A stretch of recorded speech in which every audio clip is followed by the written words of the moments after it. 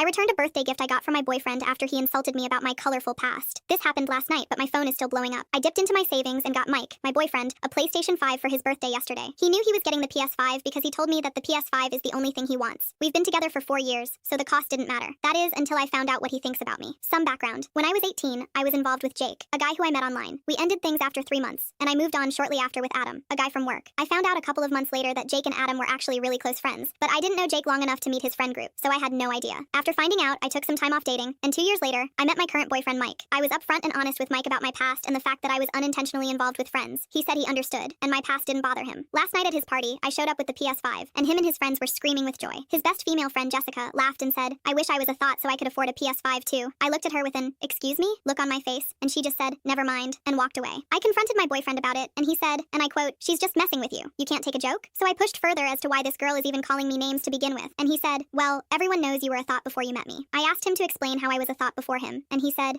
messing with best friends? He then patted me on the shoulder and said that it's okay because I'm not who I was back then, and if he could get over my colorful past and thought mentalities to give me a chance, then I could get over Jessica's comments and give her another chance. I didn't say anything. I just got up, took the PS5 from the gift table, and left. He was pissed. He literally called me like 20 times, but I didn't care. I was so hurt that I took the bow off and took it straight back to the store I got it from. They happily refunded it. I thought that was done, but Mike and all his friends, including Jessica, are berating me for being petty, and they're all saying I brought this on myself by making poor choices. I responded to Mike and told him that he deserves better than me, so find someone who wasn't a thought and get the PS5 from them, because I returned it. He started screaming how I'm the biggest AH for returning it, and how I should be happy he ignored my colorful past. I'm thinking maybe taking it back went too far.